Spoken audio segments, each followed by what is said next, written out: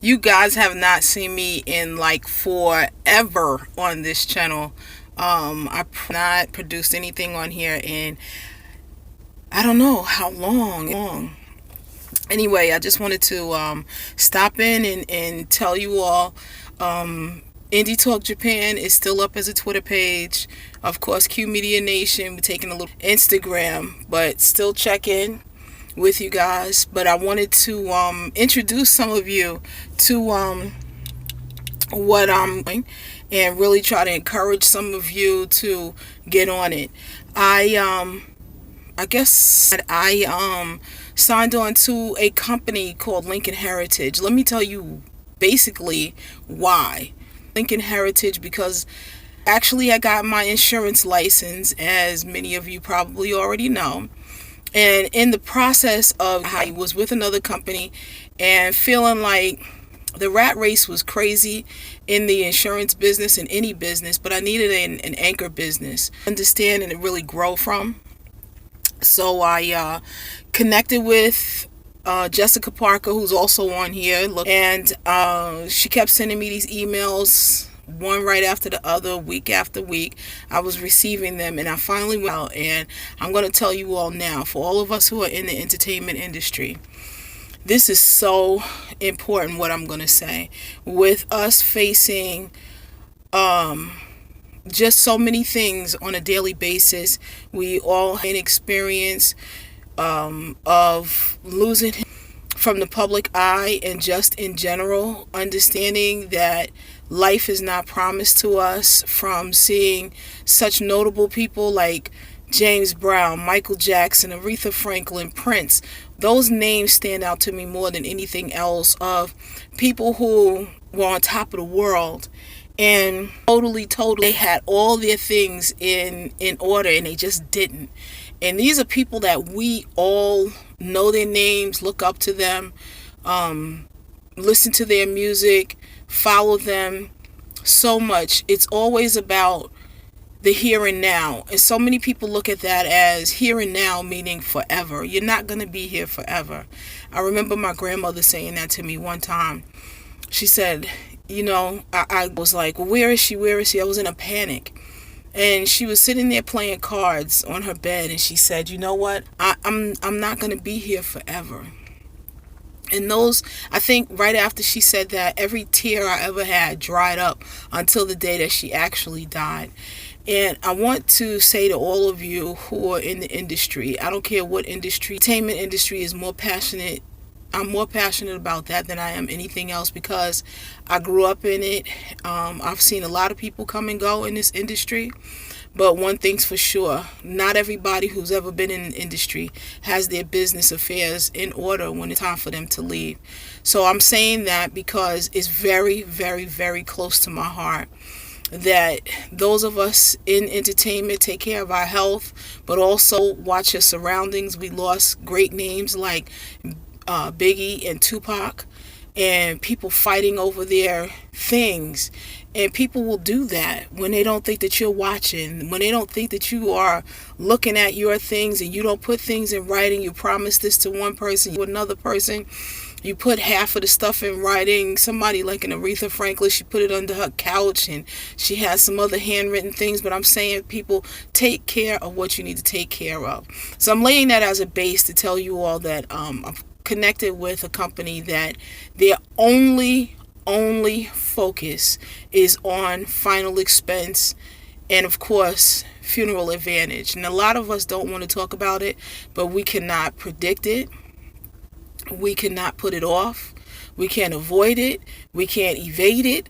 We cannot even so much as predict when it's going to happen. And I've been able to really be up in the more so the northern New Jersey area, primarily where I'm from, and I'm seeing the disparities in understanding how to take care of that for your family. A lot of people don't want to talk about it, but again, it's going to happen.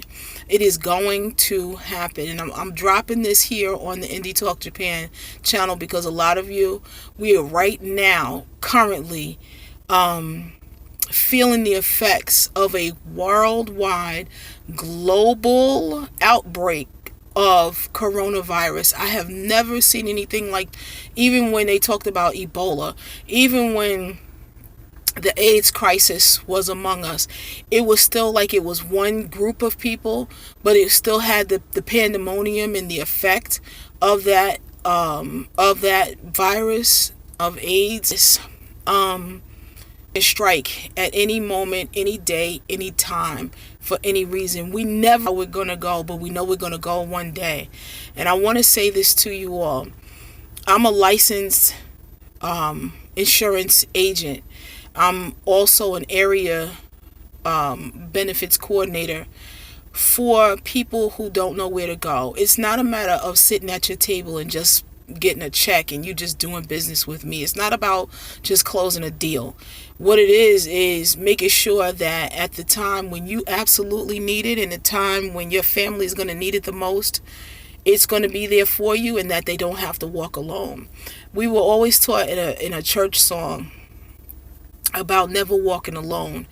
And so many of us are walking around. We have our daily lives, living by ourselves and doing things that take us so far away from home that we are experiencing a lot of death. We're experiencing a lot of upheaval. We're experiencing a lot of turmoil. We're experiencing so many things. People have left their homes, go to Walmart, never make it home. Children getting on a school bus, church a school trip, and never make it back. Even people that have gone on a church excursion never make it back. Atlantic City, never make it back.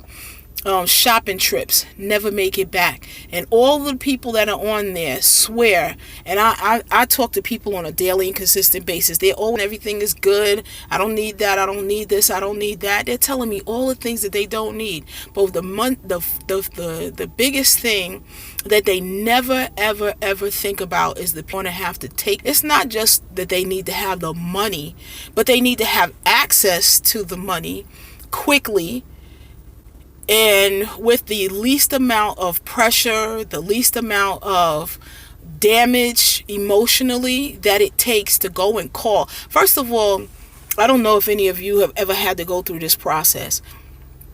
Sitting there across from a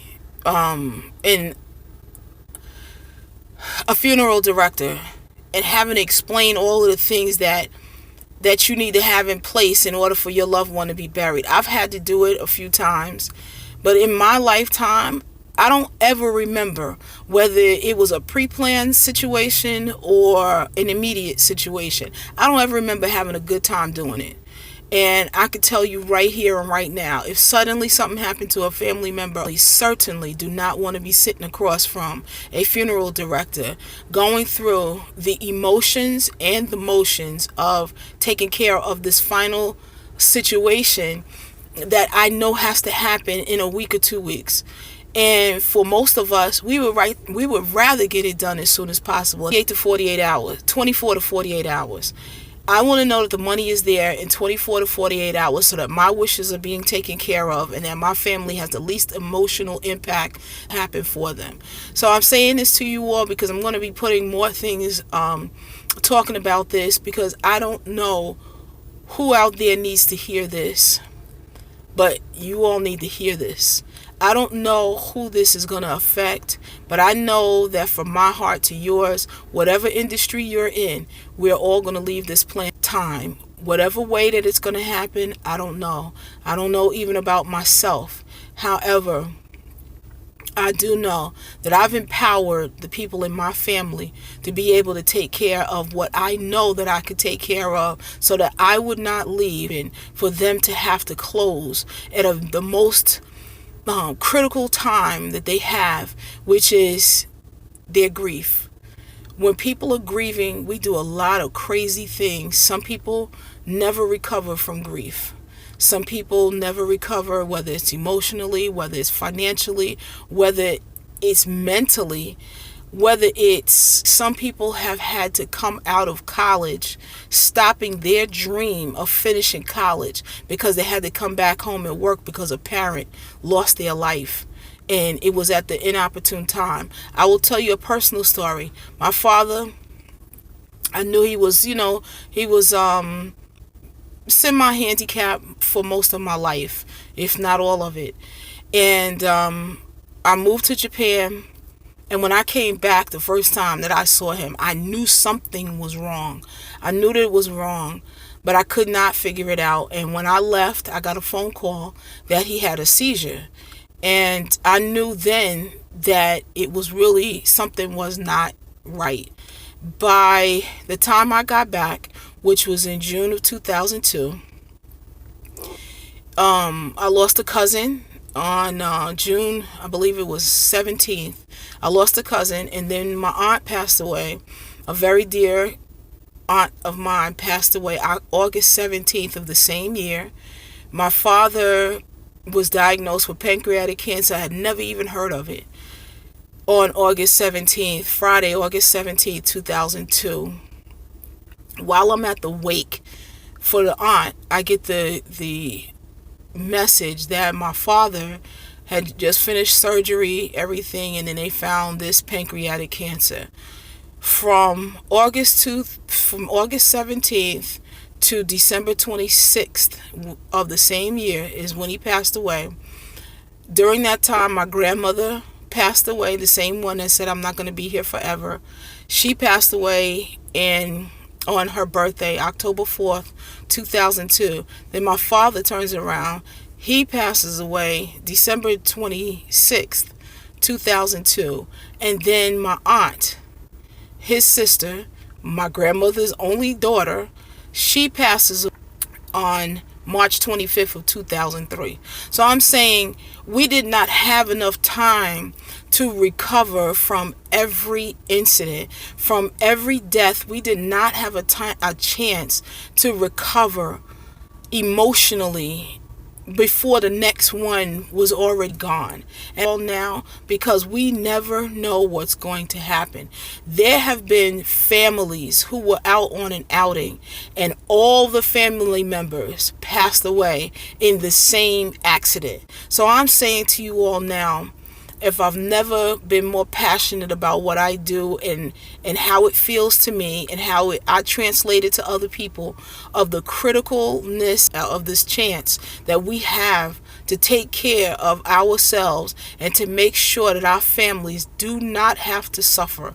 This is that time. So I'm going to be talking to you guys more. I'm going to be putting out more videos and just trying to make sure that I answer you. If I am not able to answer all of your questions, I certainly am going to invite some people in who can do that. One of those folks that I reach out to quite often, you all have been on her channel, is Christine Austin L.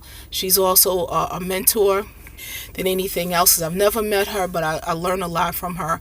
And just in the industry, you all do not know what it's like on this side, sitting across the table from people that the end result is not just a death, but the end result is that things will be taken care of when they need to be taken care of. This is Sister Falana, Q Media Nation, Indie Talk Japan. Shout out to all my Japanese family virus right now, as we are here in America, and to all of those in Italy that I've connected with and have shared an experience with or two, especially. My heart goes out to you, and my condolences if anyone has lost anyone, and concern to get resources there if you do need them and you're not able to come out of the country, or for some of those who have been traveling back who are not able to get there as well. I appreciate and love you all, and I look forward to your comments and look forward to helping you out with a lot of things. Peace.